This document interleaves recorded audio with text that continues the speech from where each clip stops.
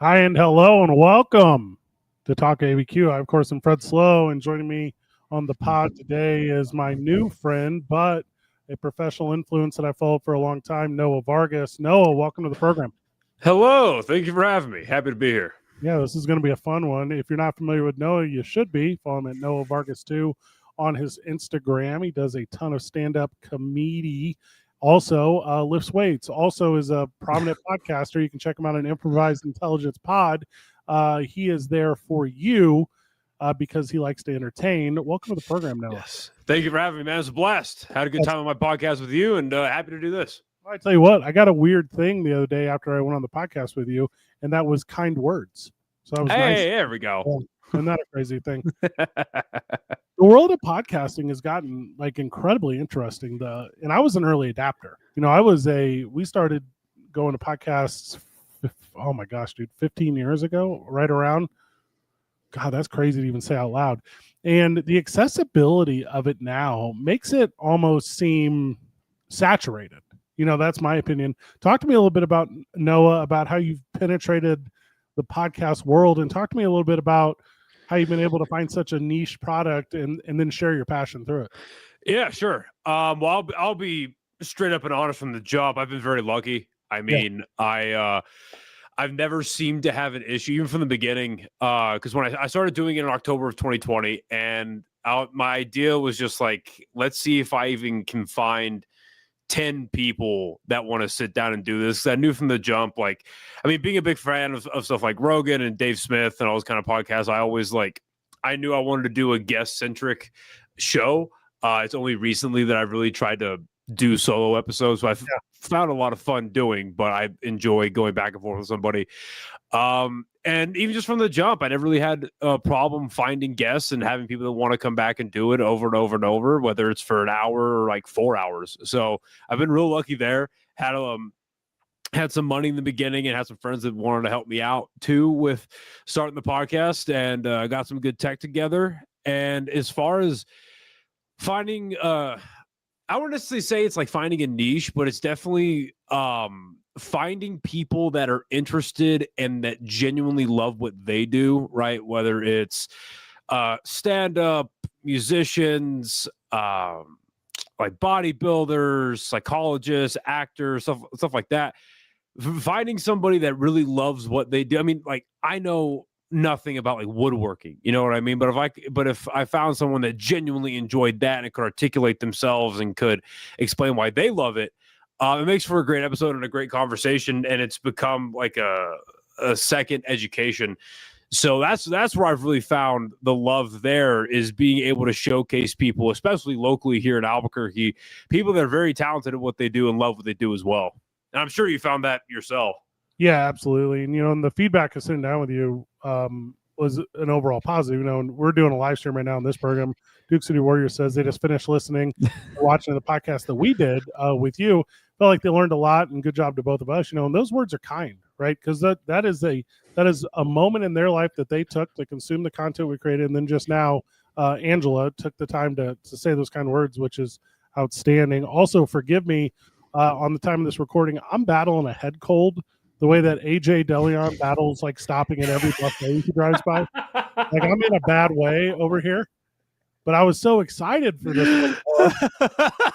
Oh, AJ, I love that guy. No, I'm in the same boat, so I'm right there. If I go like that, because I'm sniffling. So yeah, I'm right there with you. AJ not with us tonight. He's over at the Goo Goo Dolls concert. Is he? That's the place to be tonight. I know he went over there to hang out with the white people. So, it's good for him. That's funny. Yeah. So obviously you're talking about the start of the podcast, talking about how fortunate you were to get it to where it's currently at. But talk about some of those avenues. Like, what have you learned as far as distribution? What have you learned as far as targeting not just guests, but content for it? And then taking those things that you've learned and applying them to the product. Sure. So, and again, to be completely honest, I'm as we all are, I'm still learning. And still it's a matter of, because I don't try to chase like what, I mean, I do now. I do try to chase like what are hot button subjects or because I'm very interested in politics. I don't know why, but I am. And so whenever I do like The live episodes, I will cover things I think are important to me, or I'll cover like what's big and going on that I feel like I could add my 2 cents to. Yeah. But as far as picking guests themselves, it's genuinely just who I'm interested in, because I really enjoy. I think this is why a lot of other people have really gravitated to podcasts as well, whether they're creating themselves or they're listening, is the long form aspect. And you can only really bullshit for about 15 to 20 minutes if you're lucky. Yeah. Once you start getting into 30, 40 hour, 3 hours, it's hard to keep up a facade. And if I'm not interested in a guest that I'm speaking with, the audience is going to tell. And honestly, I'm going to have a bad time, and I don't want to waste my time if I'm sitting down with somebody for hours on end. So I find something that I'm interested in, try to find the right person for that, or with some subjects like who will speak to me, and then go from there. And what I've learned is, you want to post things that'll help the algorithm, or that will catch the algorithm, but also you want to shine your guests in a good light. I think there's a real issue with posting inflammatory or clickbaity or negativity does feed the algorithms. Negativity feeds everything from the algorithm to our news cycle. It's all negativity because that's what keeps eyes on things. But I don't want to put people in a bad light. I mean, they just spent, like I said, an hour to 3 hours at a time with me. I don't want to then turn around. And as you saw, all the episodes are unedited, unless somebody specifically asked me to take something out or whatever. The episode comes out unedited. And so when I'm advertising it, I don't want to put it out in a bad light. I don't want to make them look foolish or chop things up. I'm just not interested in doing that. So I've certainly learned that. And it's something I've always wanted to do from the jump, of course. And then as far as learning kind of like the back end side of it, it's how, like, I've kind of looked at like thumbnails, for instance. I think that's a good example. I've been trying to teach myself on how to build a more interesting thumbnail, how to build a more enticing thumbnail. And I kind of looked at it as like a billboard. Like if you look at if you just log into your YouTube page, you see everything that's suggested for you, everything you subscribe to. It's basically like you're driving down the street 100 miles an hour, you're just seeing billboards come at you. It's like, okay, what's quick, what's easy, what's going to catch somebody's attention, and then kind of just go from there. So like using like the keywords, or having like a good, asking you for a headshot, so like a good image to put on there, and not making it too crowded. Just get the point across, get someone to click on it, and hopefully the content is the rest of the job. Hopefully, and I have a vibe, and you tell me when I'm telling lies. So I think because you're so comfortable in the long form, you're so comfortable in the communication aspect of a conversation, that whenever I do ask you about like what is impressed upon you from the World Podcast, you're talking about preparation, you're talking about editing, you're talking about presentation. You're not actually talking about the interaction. And I don't know if you're recognizing that. And we have a really good question here from the live stream, which is, love the questions that you were asking, Noah, when you and I sit down. Do you plan those out, or do you take it organically through a conversation? Talk a little bit about like the formula. No, to make successful podcast. Yeah, that's a great question. So for me, like I said, I only pick guests that I'm interested in, either because of the person or the field that they're in and what they do in their spare time. So from there, I already have inherent questions that I want to ask. Like, I already have like an interest. I already have whatever. And then from there, and this is a skill that I'm going to be continuing to work on as long as I do podcasting. But as I'm having the conversation, I've started, and I can't really explain it that well, but I've learned to pick out inflections in somebody's voice, or I've learned to, I think we lost Fred. No, I'm still here. Oh, okay. Yeah. So like I've learned to pick out, inflections in people's voice. If they're repeating something over and over, they clearly are interested in that and want to dig into that more. And then there's body language cues when they are speaking about something, whether it's a comfortable subject or otherwise, because if you can talk about an uncomfortable subject, but if their body language is comfortable, they clearly are happy to go forward, and so on and so forth. So I have subjects like locked in my head, but then as the conversation goes, I'm like, okay, I'll pick that out, docket for later. Oh, I need to cover that right now. That's a clearly something they just brought up on the fly. They'll forget that later. And then just kind of, it's like it's like putting together, no, because you have to follow. It's like putting together a puzzle. There are a lot of ways to do it, right? You can start on the edges. You can start with clear images, but to the same outcome. So that's mainly what it is. I have subjects that I want to touch on, but then I would say 90% of the conversation is on the fly. So then, like, help me understand your selection process then, because it sounds a little formulaic the way you're doing the interviews, which, by the way, I totally understand. I live that exact same life. But did you sit down and write out a list of, like, types of entertainers? Did you sit down and say, hey, who can I get in the world of acting? Who can I get in the world of comedy? Who can I get in the world of dance or musician or circus performers or puppeteers or spoken word or drag and pro wrestling? How did you decide like the tiers or worlds that you had interest in? Like what sparked you there? Sure. So I used to do that up until like maybe 6 or 7 months ago. And the only reason I stopped is because I've been lazy about it. I just haven't sat down and planned out yet. I used to be really good about scheduling. I used to schedule like 4 to 5 months in advance and then just do podcasts. All right, coming to the end of the rope. But I just haven't been sitting down to like schedule like that recently. But yeah, quite frankly, that is what I do is I'll sit down like, okay, I know I want to talk to people about, X, Y, and Z. Okay, who in Albuquerque is big in that? Who do I know? And then as the podcast started getting some rhythm, and then I started doing stand-up and exposing myself to more people, and more people got exposed to me, and that back and forth. I would just meet people, and I'm like, oh, you're really interesting. That would be a great one. Go ahead, yeah. And then so for instance, now that after our podcast, and I know that AJ has been peripherally around the pro wrestling here. And then I met Johnny Magna because he started doing some open mics. And so I've kind of like peeked my head into like, who are the pro wrestlers in town? Who's the kind of like we're talking about in the podcast with like stand up, who's doing it just so they can hang out and whatever, or who's really doing it and taking it seriously, and then pick from that pile and go from there. Like for instance, one area that I'm really, really interested is AI. AI, robotics, just the development, that kind of stuff. And so I haven't done it recently, but I would be sending out emails to professors at UNM or people that locally that have written books about it, just kind of get that one-on-one interaction and learn about that. So, but that's how I pick my guess. It's such a small business, brother, because my lady owns like an AI company, so it's like what are the odds of it? And she travels all over the state. She does all these like seminars and all these like interactions with people where she just explains to them, how chat box work, and explain to them like all these different aspects of what AI is and how, it's a tool and it's not necessarily like a director. And every time I go to these things, I go, I don't understand any of it. I'm so fortunate to know some things I know, but it's hard to unlearn things you do know. Like as you and I are sitting right here in the podcast format, and we have a live. I don't know what everyone knows about podcasting, but I have a little clock right here, right? And I know in the world of radio that I've been in for 20 whatever years, I know that every 6 minutes I need to reset. I know every 6 minutes I need to say, "Hey, Noah Vargas is with us," and you can connect with him on Improvised Intelligence Podcast from Noah Vargas. I go through the whole thing, but you don't have to do that in podcast form.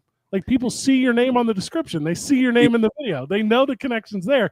Talk to me a little bit about how whenever you are exploring your guests and you ask those questions, talk to me about how you package your product differently for different consumable audience, be it shorts, be it long form, be it video or otherwise. So one way, AI honestly has been a huge tool in that, especially with like clipping and doing the shorter form, because the reels and the TikTok stuff and the YouTube shorts, that's basically like a trailer for the podcast. You know what I mean? Just to entice people to come in. But as far as packaging the podcast goes, like you were saying, what's a big thing that's separating the radio format from the podcast format is that with the podcast format, once you're started, you're started. You're in it. You don't have to reset. You don't have to whatever. When you do ad reads, it's in post. So you just pick a spot where there's a natural pause in the conversation, put that minute ad spot in, and you're right back in the conversation, and you're off to the races. And I know that is an invaluable aspect of podcasting, because when I'm 2.5, 3.5 hours into a conversation and there's a rhythm, there's a flow, we're going back, whether it's a serious conversation, a funny conversation, and especially start getting into more sensitive subjects, deeper subjects, whether it's about stuff that's going on in the world, something in that person's life. You don't want to, I know you just told me about how you and your family escaped from Iran. This podcast is brought to you by, you don't want to That's horrible. That's terrible. So I just think that's an invaluable aspect of the podcast. And then for me, I've always been someone that can just talk and talk and talk and talk. So being able to do that without any guardrails, I mean, that's where I've found myself. This is where I'm supposed to, like, I'm confident I could do radio. I'm confident that I could do that format, but this is where I know I'm the most comfortable. So you're talking about without guardrails, but do you implement like some of your stuff? Like, I know your story a little bit. I know your story of the military. I know your story of upbringing. I know your day job. You know, like these are things that don't always communicate into the world of entertainment. Do you keep those things segregated as you're walking through this world? So I think there's a two-part answer to that. There's the podcast world and there's the stand-up world. So with the podcast stuff, I would say 99% of my life is off limits. There's some aspects of my personal life that I just don't speak on because it involves other people, and it's just I don't like bringing my personal life into it. But I mean, as far as like my day job, I'll talk about it. Won't name the company, but I'll talk about what I do. Right. As far as the military, I'm pretty open about that. It doesn't come up very much just because like not that I'm not proud of my military service. I'm just not the guy that's very boastful about it. I'm not the guy that talks about it, that advertises it a bunch. And then on the flip side with stand-up, of course, I'm just writing about things that I think are funny, that I think are worth talking about on stage. But in the beginning, I'm still in the beginning, but like in the very, very beginning, I had jokes in my set about being in the military. But then I realized that, well, and I knew I was doing it in the moment, and part of it was purposeful because I was so new. I was just finding a way to get in with the audience and get them on my side and get them comfortable with me, which is a pretty lazy way of doing it by just saying I used to be in the military, in my opinion. But also, there's, and I know that you've everyone that pay attention to comedy in some kind of route or some kind of fashion, you see this. There tends to be like categories of comedian. There's like the clean comic, dirty comic. This comic talks about sex, the political comic, the whatever comic. And there's the brovet comic. Yeah. And I don't want to be that. I do not want to be associated with that. I don't want to, and that's no real disrespect on any comedians that build their set and build their persona off being in the military. That's just not me. That's just not where I have one joke right now that I haven't done in a long time. I want to fine tune it a little bit more. And it's more of a story than it is a joke. It's a real funny story that happened in the military. My buddy of mine got stabbed in the dick. I'll talk about that on stage if I'm doing like a longer set because I have so much around it that isn't military. That's like, hey, this is just a thing that happened, whatever, and it just happens to be funny. But I don't want to be in that camp. So as far as like bringing me into my product, I guess you could say, there aren't really any major guardrails. And I think that that's another huge component of having a successful episode is that it's give and take. Like you can't sit here with somebody and ask them parts of their life or of their work or their profession and expect them to be 100% open and honest if you're not going to meet them with that same expectation and show them that you're, on the same wavelength and on that same train of thought. So, yeah, I like that a lot. It's an interesting kind of dichotomy, right? Because it's such a one-sided conversation with so many people that aren't present. You have all these listeners that feel like they're at arm's length. You have all these listeners that feel like they know you from the way that you present yourself throughout radio or comedy or podcast or whatever other means. Whenever you have interactions with fans or listeners, or as we've always called them, friends of the show, do you ever feel like there's a corrective action on your end to make sure they understand fully? Or do you allow them to live in that world of theater they've created through what you've presented to them? Well, thankfully, it's never like in the few interactions that I've had that you're describing. Thankfully, it's never gotten to the point of like uncomfortability or like, because I'm a very I feel like I'm an approachable person. I'm not going to tell somebody to fuck off or whatever. Right. That's just not in me. But I've never had an interaction where it was weird or it was uncomfortable based upon things they've seen me say on a podcast. But so I've never had to have anything like that go down. But I really do like that aspect. And that's why a lot of people are drawn to podcasts, especially with comedians, is you do get to understand that person. And it does apply to other people in different professions that have a podcast. But for better or worse, you follow if they have a long form podcast and you follow them for long enough, you're going to learn the good and the bad about them. Like, it's just going to come out, sooner or later. And it tends to ebb and flow. But I think that's a beautiful part of it, is being able to build a relationship with your audience that way. And then again, if they can detect, or if it's clear to them that you are authentic in what you're presenting and you are doing this with the right intentions, that's how you're going to build an audience that'll stick with you for the long term. So I would say, generally speaking, it is a net positive. Now, granted, like I said, I haven't had a negative interaction. I haven't had a weird whatever. When that comes, I'll deal with it perfectly fine. But, it's been nothing but a good experience. I will say, on the flip side of that, kind of like on the inverse, I'm not going to name names, or I'm not going to be hyper specific, but there are some people that I used to speak to on an either semi-regular basis, like a friendly basis or professional basis. There are some people that used to be in my life, and then after a few podcasts around the election season, they're like, oh, we're just not going to speak to this guy anymore, which is fine. Like, which is, whatever. Like, it is what it is. Do I agree with that? No. But again, it's their decision. It is what I couldn't care less, but it is interesting how that kind of bears its head. So, yeah, there's a divide. There's a political, there's an economical, there's a social, but all these different ways that you can identify reasons to dismiss or deter, or what other verbiage you want to use, the amount of interactions you have with people. And I think it's troublesome whenever people solely identify one to use. Because I'll tell you, like, the number of people in my life that I've removed by choice or circumstance is not all politically based, is not all emotionally based, is not all spiritually based or whatever.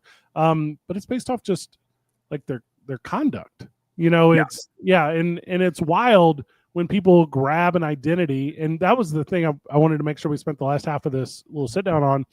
It's people who grab an identity off of like a certain status, and the idea is, how can we talk so strongly, like as individuals, about not just the content we create, not just what we do with our day jobs or our families or otherwise, but how do we find a way to share status and stories, but do it in a way to where your stories imply that status? You don't necessarily have to tell me that you're this job title at this place, or you're talking the military, this code of letters and numbers. I don't know what any of that stuff means. But if you were to tell me, hey, in my time when I was serving my country, I did these things to help these people, that's the stuff that connects with me. So, Noah, in your opinion, what do you think the best way is to do that when it comes to communication? What do you think the best way is to tell stories versus status as you're trying to build connections? I mean, personally, and this is just me, but I mean, obviously I give respect where it's due, and I give credit where it's due, based on conduct, based on whatever. But I mean, okay, again, I'm not going to name who, but a very hyper famous comedian recently came to Albuquerque. I went, saw him perform, laughed my ass off. I was like, holy shit. They still got it. That's why they're on the upper echelons of the what, blah, blah, blah. Well, flash forward about a week, and I'm at an open mic, and I'm speaking with someone that interacted with them in a professional way. And I just guess behind the scenes, they're just a prick. Yeah. Does not speak with with people working at the club, refuses to speak with, has a handler in a negative way, and all those kind of things. And so I look at stuff like that where I'm like, okay, well, now I genuinely could not care less what you've accomplished, because that's how you act in real life. And as far as interactions go, I mean, again, like I said, I give respect and credit where it's due, but like, how do you treat people? How do you treat me? Like, how do you treat me in a conversation? I mean, I've had interactions with certain big name influencers, quote unquote, here in Albuquerque, where it's like, oh yeah, man, blah, blah, blah, blah, blah, and this and that, and just crickets. Seen them again in person, won't even look at me in the eye and whatever. It's like, okay, well, you just wanted to pacify the situation. I much more respect a kind and respectful and cordial no than a bullshit yes.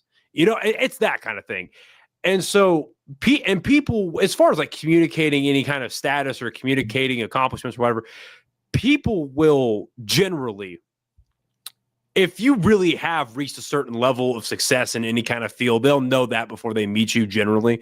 But even if they don't know that, it really, again, like I said, it really just boils down to how you carry yourself. How are you interacting with people on a day-to-day basis? That's all that really matters. Because I'm of the mindset, especially in Albuquerque, where we're a city that's still growing, not just in population, but in the entertainment side of things.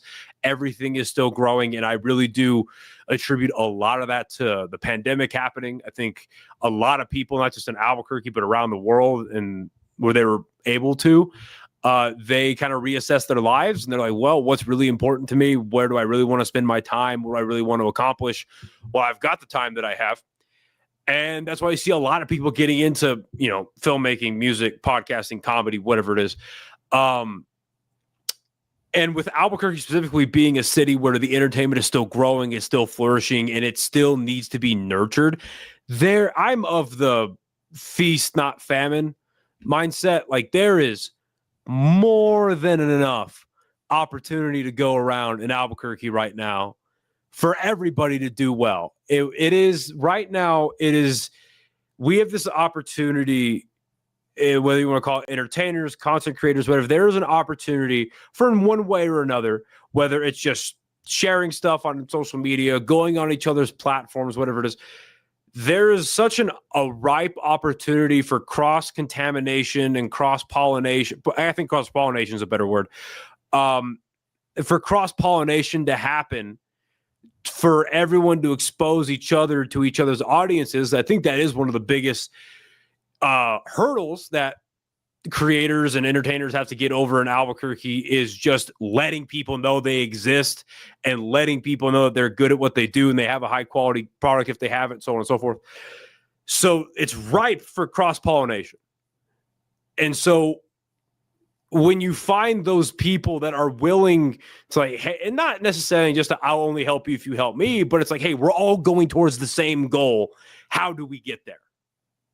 That just makes the most sense to me personally. Yeah. There's something about what you're saying. You and I have been talking behind the scenes. I've been talking with kind of a lot of people behind the scenes, and I'm opening up like a concept here to the public, which doesn't necessarily need to exist in the public. But the idea that there are so many people, artisans, like entertainers in this community, that yearn to create. They yearn to do it. But unfortunately, they're terrified. Number one, there's a financial commitment. Number two, there's this idea of failure. Number three, and we can keep running this list. But number three, you don't want to have time wasted, and we can keep going. But it's, how do we build that hub? I'll use Talk ABQ as an example. Talk ABQ is the vision of a much bigger kind of organization of individual content creators. I still own Two Men On. I'd love to go back to Two Men On. I think Two Men On is a really good branding with Van and I. But could we put underneath the Talk ABQ umbrella to where Noah doesn't necessarily have to tell his audience where to go every single week when the show drops, because people know to go to Talk ABQ? And we start filling out the list. Chris Burnett and 10 Drink Minimum, and we start filling out the list. And we're going all the way down until everyone who's creating a quality content, and maybe it's a shared space. Maybe, and I don't want to use the word co-op because it sounds hippie as hell. But maybe maybe there's a organization of the individuals in this community that yearn to create, to put it in a hub to where it becomes routine for consumer, and I don't live in the world of social media. No, if it's, and I know I'm on a diatribe, so I apologize, but where it's, you could create the perfect social media post for the perfect show, event, announcement, appearance, otherwise, and I will tell you, cool, but I didn't fucking see it because I don't have social media. And if that's the only place that you think your world exists, you're very confused. And if there's a co-op opportunity where, well, what we do own now? We own a billboard. You know what else we own now? We own radio ads. You know what else we own? We own TV ads. You know what else we own? We own magazine ads. If we can talk about that world as well, now we got a group of people that I think get it, as opposed to those who lives inside of this 32-inch box or whatever is in front of me on the screen. Because I do think people exist in that world. I think this is 28 inches. I don't think it's No, I mean, I agree. Whatever, how do I put this? Whatever can help probably will. Yeah. Because you're right. Especially in a city like Albuquerque, what I've noticed is still the best way of advertising and the best way of promotion is word of mouth. Yeah. I don't know why that is. I don't know, whatever, but that's just how it is. In Albuquerque, it is still the best thing you can have on your side is I wouldn't necessarily say the court of public opinion, but it's a groundswell. It's like a groundswell communal agreement that, hey, if you're looking for a good podcast, A, B, and C. If you're looking for a good place to go see a concert, to go watch stand-up, these are your venues. These are your whatever, right? That is still how it is. And so anything that can help that flourish in any way, and anything that can inject some, just inject into that is a positive. It's a net positive. It's only a net positive. If it has the same rising tide, if there's, I own that pro wrestling company. We talked about it at length with you the other day. Very real is it in the pro wrestling industry that I can create a poster for an event, and if a guy is not on that poster, he's not going to share it. Even if they are the poster, will they share it? Oh, shoot, that's another story. But and it's interesting because the island of entertainment is here, because we're multiple hours from El Paso, multiple hours from Denver, multiple hours from Phoenix, too many hours from anywhere really in Texas outside of El Paso. Where, we don't have here is we don't have retainers. We don't have here is we don't have deposits. We don't have here, because if you don't work, the conversation can be made that quickly to why you won't work again. And that's not just pro wrestling. That's stand-up. Show a stand-up show, you should be cooked. But there isn't the talent base that exists here to where you will be. So you end up with this weird lackadaisical approach, and that's the thing that fires me up in the world of exactly what I'm talking about. Show my pro wrestling. Not only do you not work for me, you won't work for Kevin. You won't work for. Because that's the way this network works, and that's the thing that kind of gets me about the idea of creating a one-stop shop for where what I think podcasting and digital media could go here in Albuquerque is. You got to have people that are committed to the 3 C's, which is content, consistency, and quality. And I know the last one's a Q, but if you get all those 3 things correctly, you're going to be successful. You have to be all in. And again, we brought this a little bit earlier about something in your episode, but there are levels to interest. There are levels to commitment, like you were saying, of individuals that are involved. And, that's between them and God or whatever they believe in. That's fine. But I can speak from personal experience booking shows and from talking to my friends around town that book shows. And everyone has a bad night.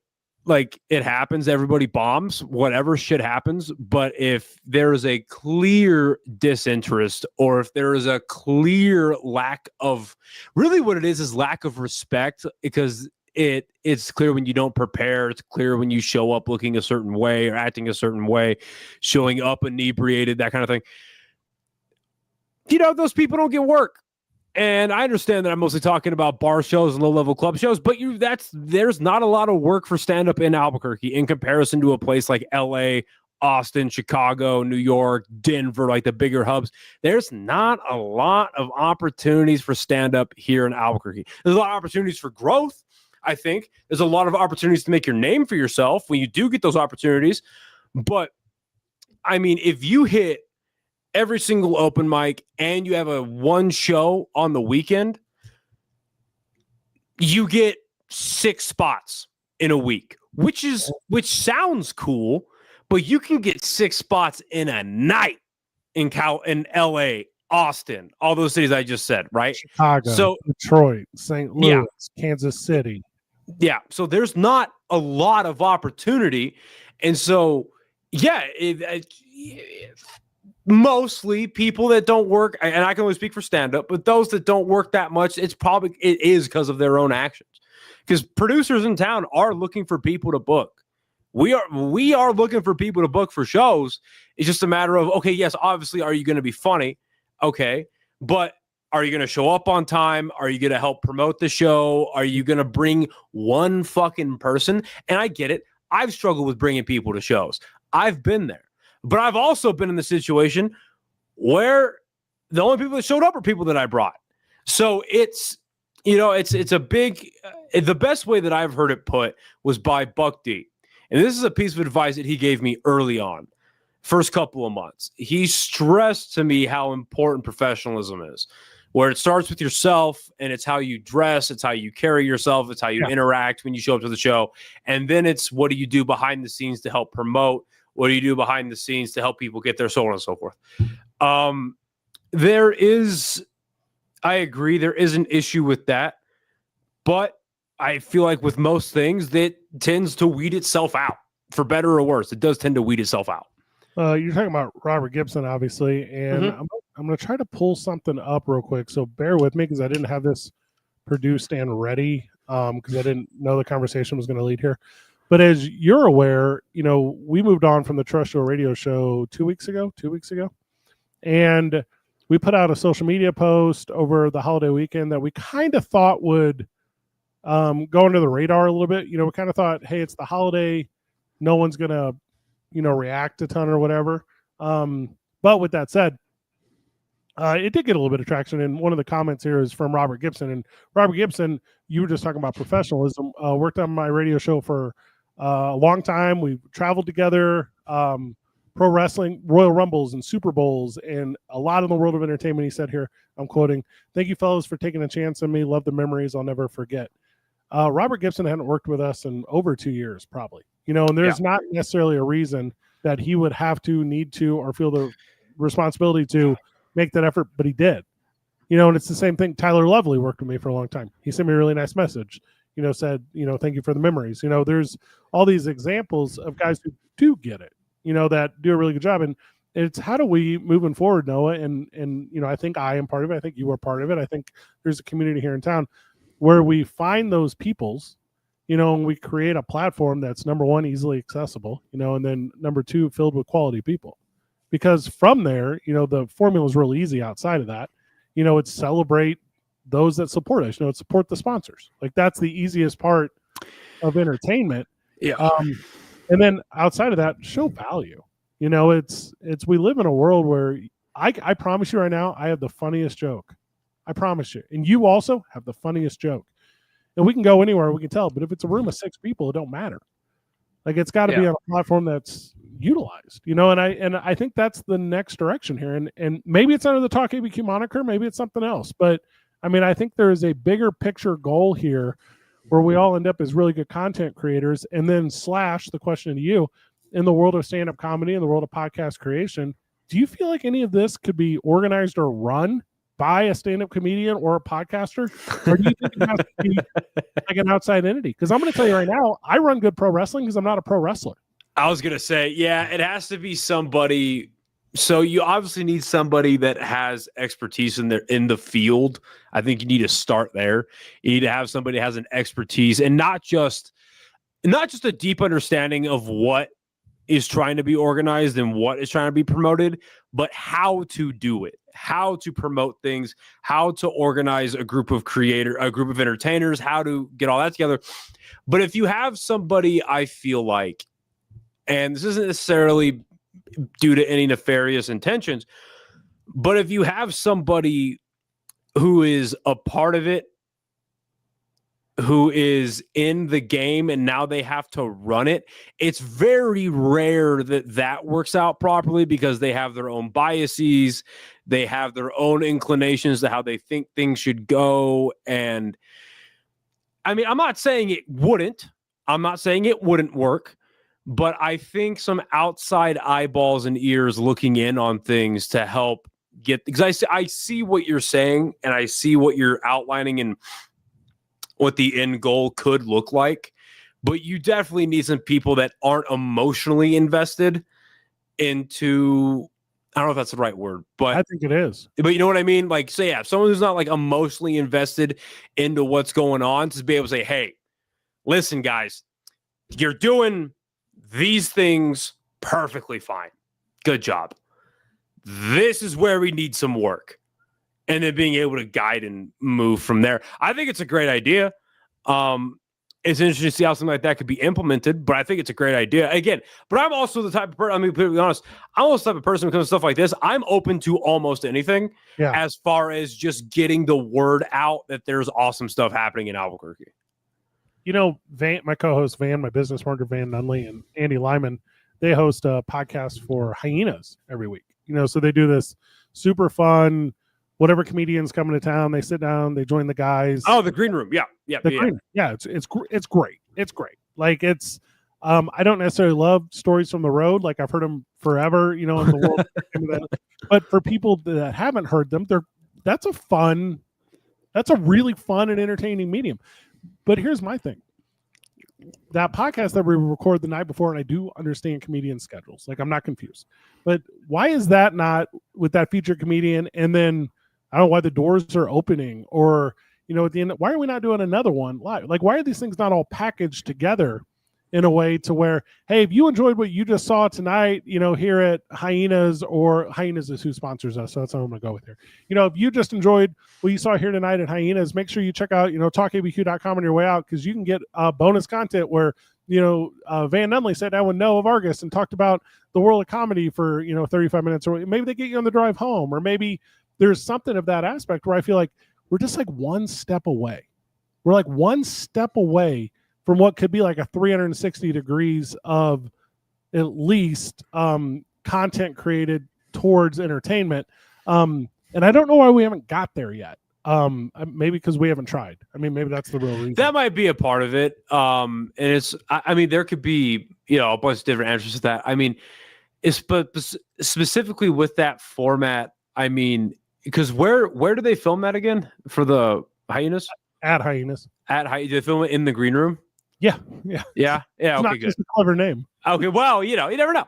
But yeah, I mean, personally, I don't know. Because I think, I mean, podcasting and stand-up has been so intertwined for the better part of 2 decades that that would just only make sense to me. I mean, maybe it's the live reaction show, you know, where it's, you know, afterwards it's, hey, that set was really funny and it worked because, you know, and here we are, you know, breaking down whatever. I think there's an extension. Also, this isn't just stand-up. This could be high school football game of the week. This could be, I mean, you fill in all the blanks, right? It could be any of these things, because the theater of your mind will tell us what this event is. But that's my point, where it's the best part of watching Monday Night Raw on Monday is going to the message boards right after Monday Night Raw. Yeah. You know, it's how do you create like the hyper specific message boards for entertainment here in Albuquerque? And I could give a million examples. I think there's something there. I don't know how to build it yet, but I think there's something there. And I think you hit the nail on the head with the 360 aspect of it. It's getting your audience to connect with more than just buying a ticket to the show. And I think being able to do that here in Albuquerque it would just be nothing but a net positive. I completely agree.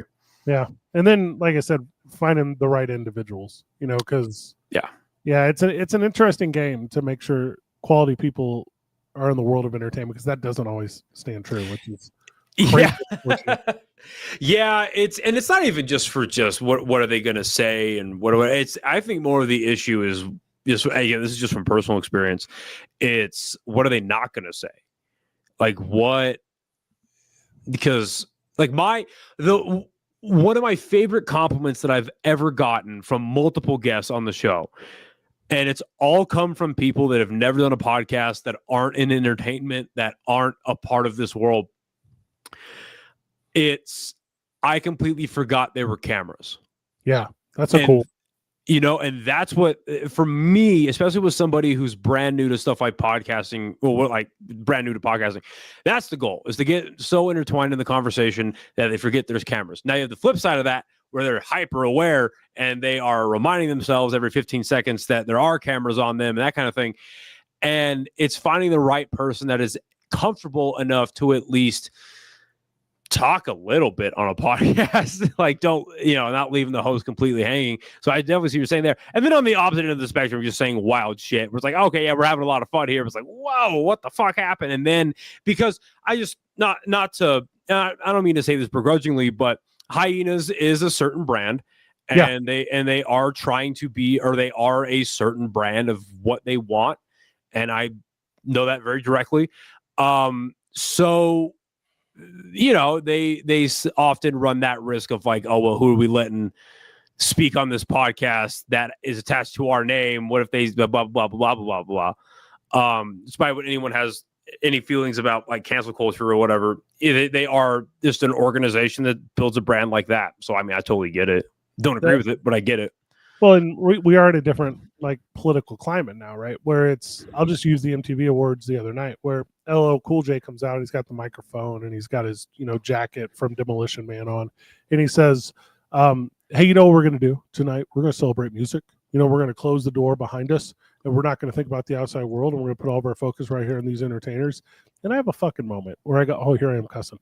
I have a moment where I go, that's not what MTV is.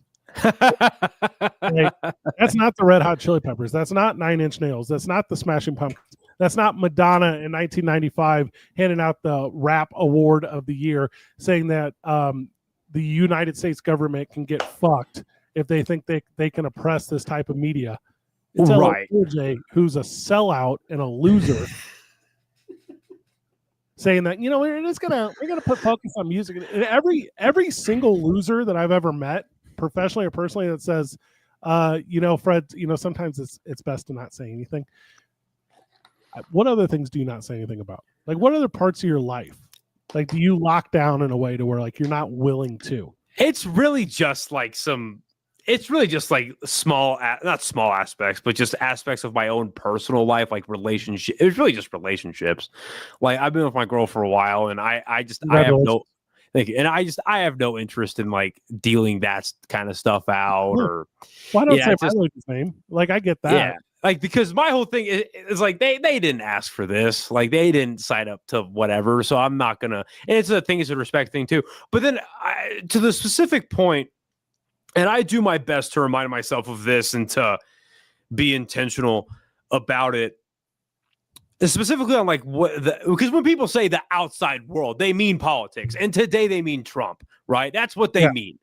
So it's like, well, first of all, it's ironic that he says that, and then during Sabrina Carpenter's fucking her performance, her dancers came out waving around pro trans like picket signs. And regardless of how you feel about that issue, left, right, center, whatever, it's just, well, we didn't leave the outside world outside now, did we? But my point is like, because I derived this kind of mindset from a quote that I heard from Anthony Jeselnik, where he said that comedy can talk about anything, but not every comedian can talk about everything. And I think that's a very specific differentiation, right? And so, like, in the way that I apply that to myself when it comes to podcasting is like when I do my live episodes, most of them, like I talked about Superman because I'm a huge comic book dork. I love comic books. But most of them are about politics. And if I'm going to speak about a subject on politics, I'm going to do my best to read what I can about it and read as much as I can about it from both sides and independent sources, which I prefer independent sources. But if you're going to talk about something, have something to say. I'm not saying that I'm right 100% of the time. I'm not saying that I'm the most, I know for a fact that I'm not the most informed person, but I guarantee that I'm not lying. I guarantee you that I am not out here to push a message or push a agenda, or I'm just saying how I feel, what my opinions are on a situation, and how I think things are being conducted. And like I said, if you are going to talk about something, I think it's important to have something to say. Like everyone, and the idea that, like the criticism I don't like a lot, and I've gotten this a couple of times, I just don't think it's useful, is like, oh, you're just saying what this person said, or you're just saying whatever. It's like, well, no shit, dumbass. Do you not know what a book is? Yeah. A book is written by an author.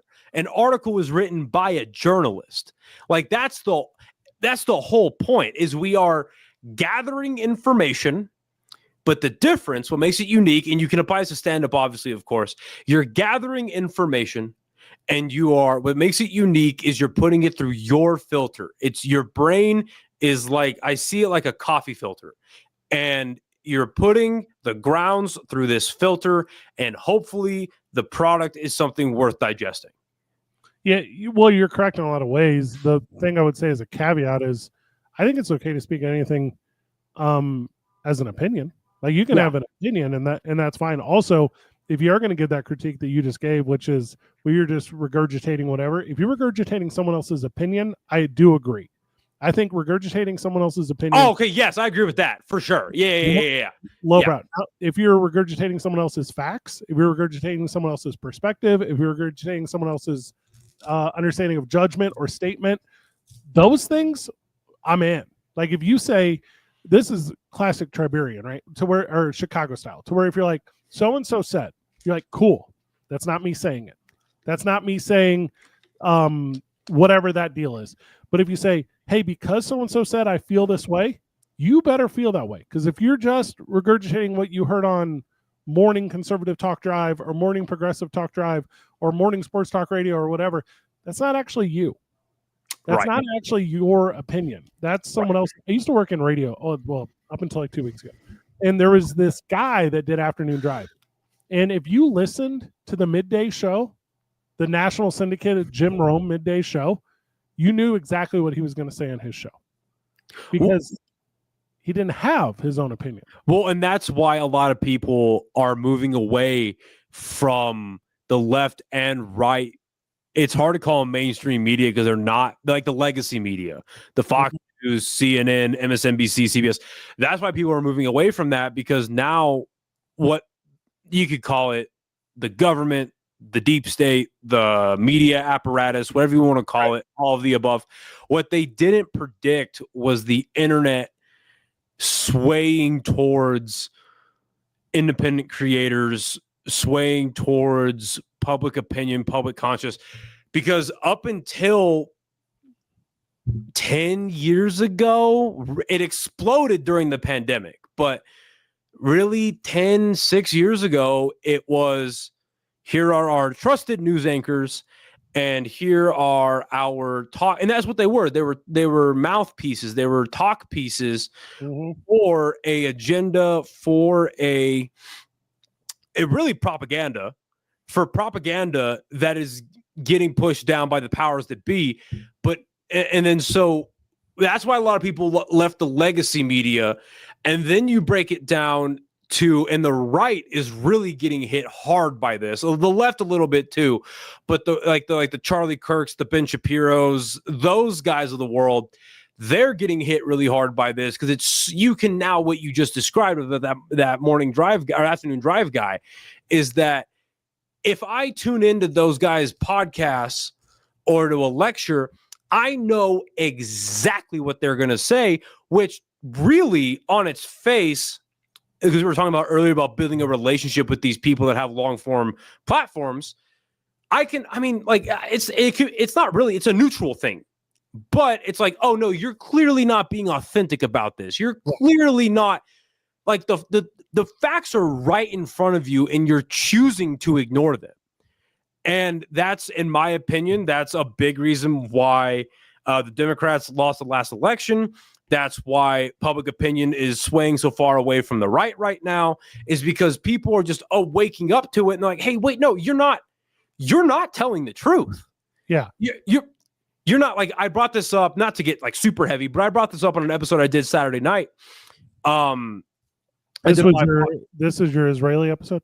Yeah. So I brought this up on the podcast that I did because and I got turned on to this website, antiwar.com. Anybody who is interested in foreign affairs, foreign politics, please go to antiwar.com. Such a great website ran by Scott Horton and bunch of great guys. And they had brought this up in a couple of their articles, and I looked into it, and it's completely real.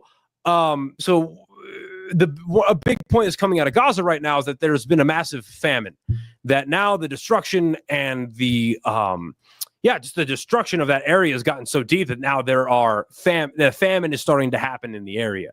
And Barry Weiss of the Free Press, who just got partnered with CBS, funny enough, Barry Weiss and the Free Press, they decided to publish an article saying, oh, no. These pictures of individuals in Palestine and Gaza that are allegedly are suffering from famine. No. They had pre-existing conditions. No. It's not the starvation. It's not the blockade of resources and the blockade of aid. It's they had pre-existing conditions. And so then it's like, and this is a point that was really well articulated by Dave Smith a few weeks ago when this like first started. But I completely agree. It's like, okay, so what are we arguing here? Are we arguing famine? Or are we arguing war crimes? Like, what are we? So when people start to see stuff like that, and they're like, oh, so if the big right-wing guys are talking about this and we know exactly what they're going to say, well, the evidence is here and you're clearly choosing to ignore it. And I don't mean to completely bully the right now. It's just they're the ones that are holding the White House and Congress and all that stuff. So it's the most relevant. But you saw this all through the Biden administration. Like, their big, the emperor's wearing new clothes was Biden's health, his age. We all knew that he was aging horribly and he was suffering from dementia. But what their talking phrase or their talking point was sharp as a tack. He's great in meetings. He's great behind closed doors. I've worked with him, blah, blah, blah. And then it all accumulated to that first debate between Trump and Biden, where it was like, oh, no, you guys are lying. You're lying to us. And go ahead. Not cut you off because you're dialed in.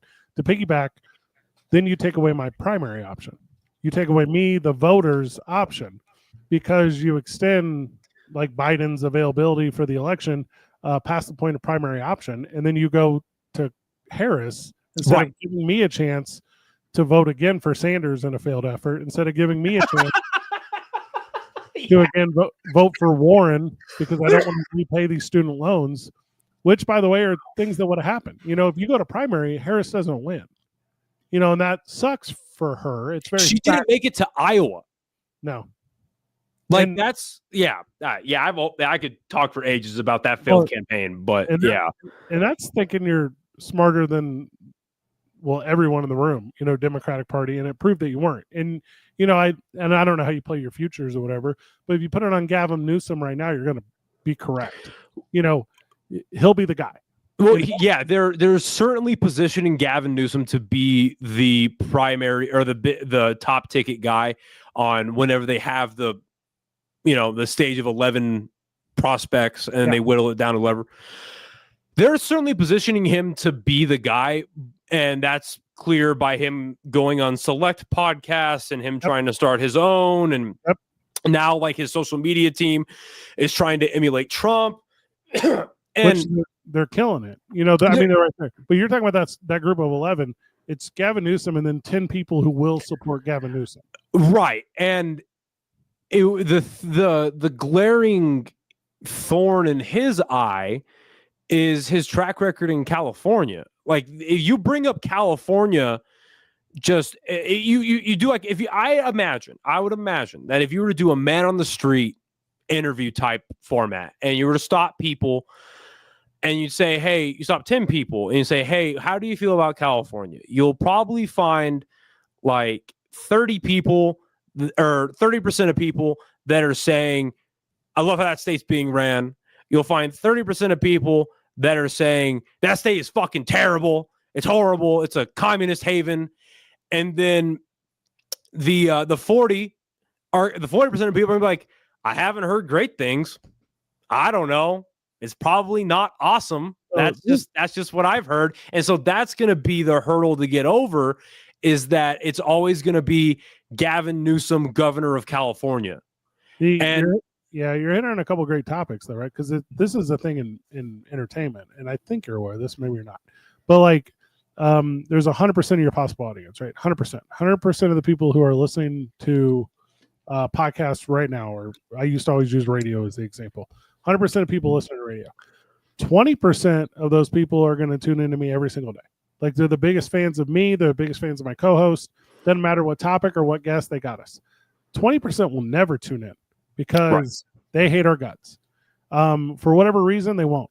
And you're only ever marketing to that 60% in the middle. That's all you're ever marketing to. I don't have to worry about the 20 on the right and the 20 on the left. They're locked in no matter what. But that 60%. And if you're a person who can move 20%, that's a ton. That is a ton. And there are some people who exist in that world. I'm now obviously in the political world, it's a lot tougher. Gavin Newsom, I think, is what Greg Hall is here in New Mexico. Greg Hall has done wonders with the city of Rio Rancho.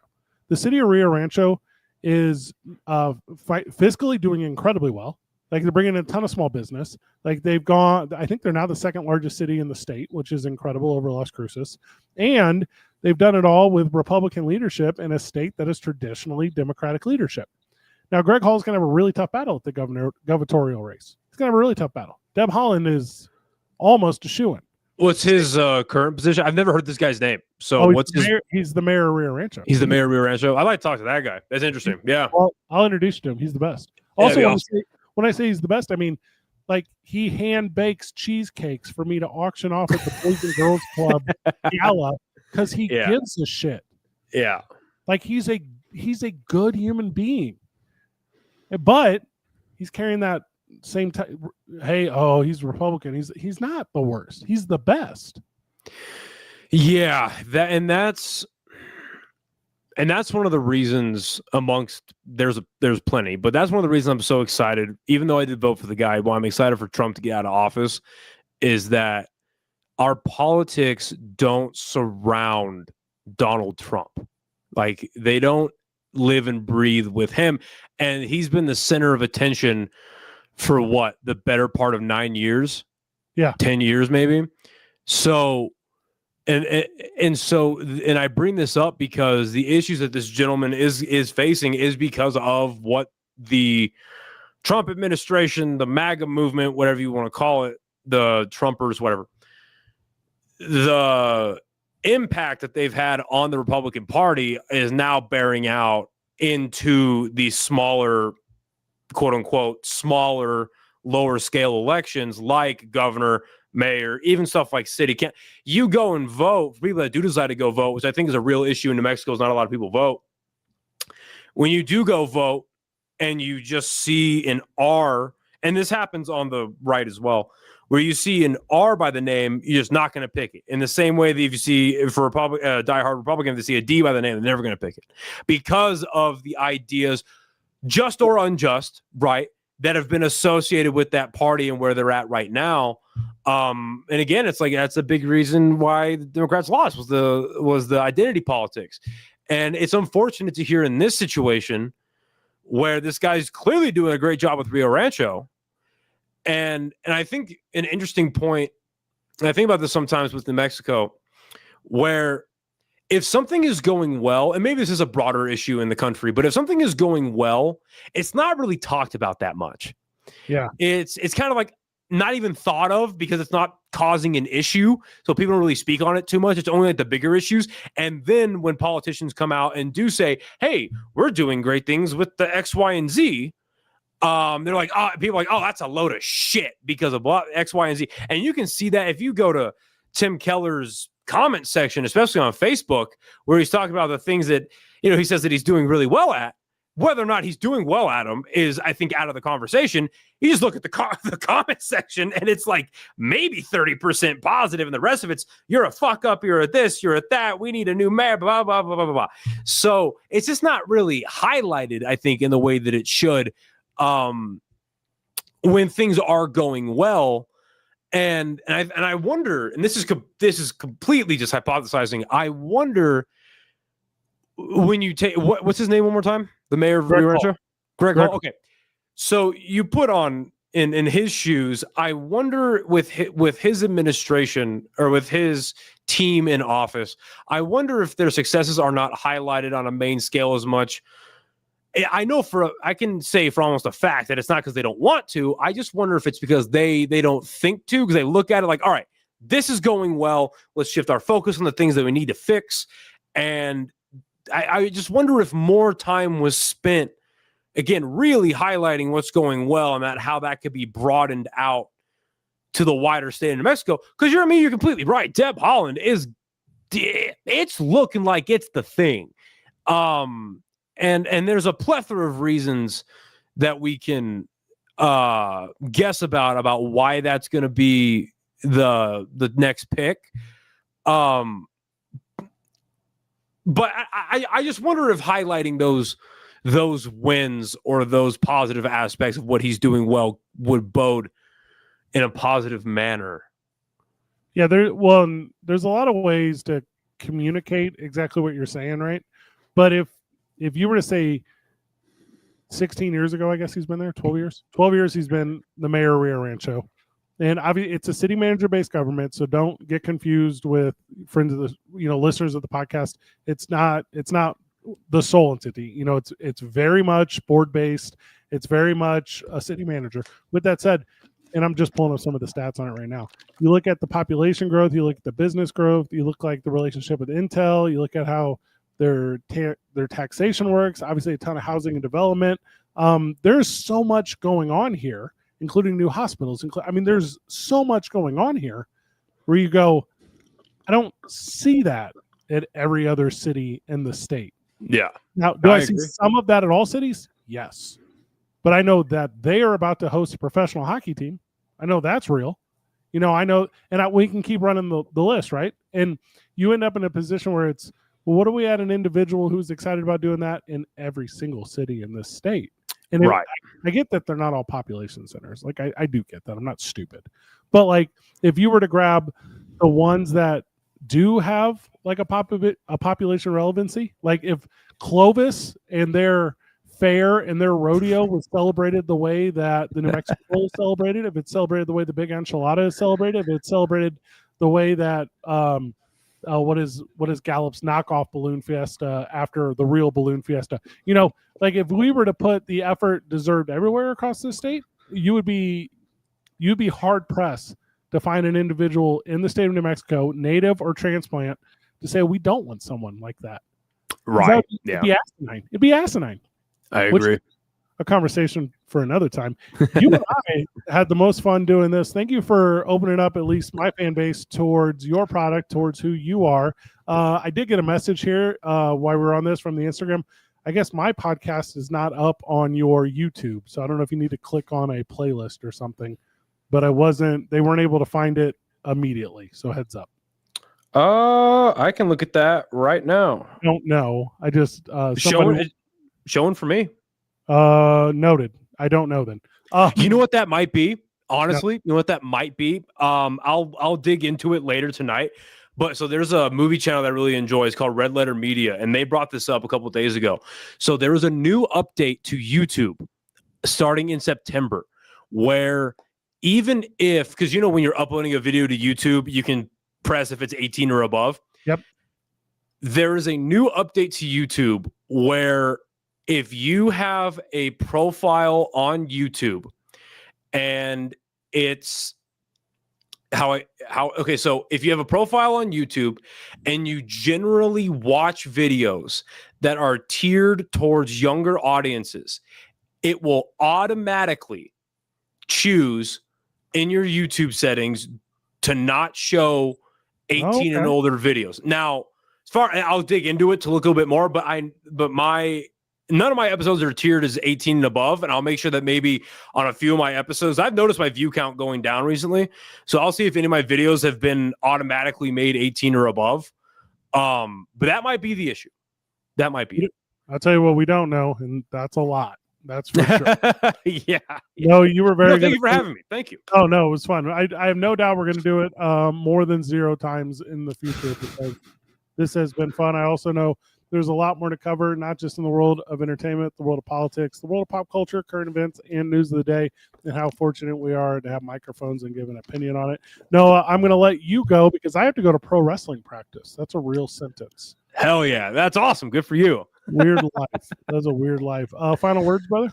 Yeah, no, thank you again for having me. Like I said, this was a blast. Both doing mine and then doing this. This has been great.